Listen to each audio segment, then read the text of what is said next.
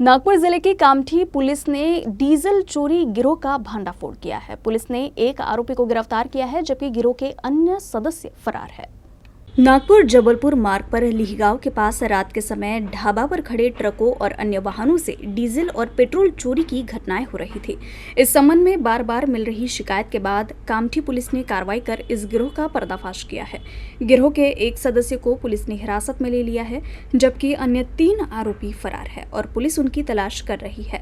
Police ने आरोपी के pass से 5,44,000 रुपए का माल भी जब्त किया है।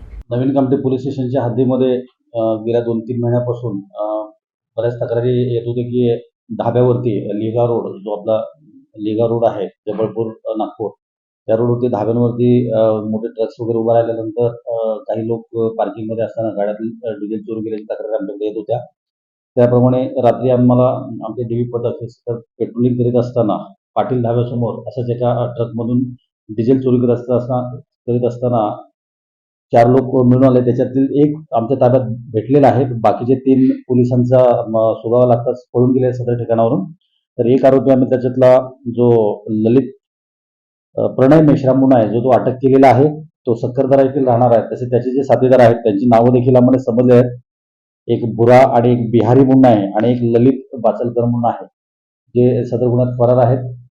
आम्ही जो आरोपी अटक केला आहे त्याच्याकडून एक स्विफ्ट गाडी आम्ही जप्त केलेली आहे. तरी सदर गाडीमध्ये त्यांनी कॅन जे मोठमोठे कॅन असतात ते कॅन ठेवून त्याच्यामध्ये ते डिझेल भरून चोरी करतात.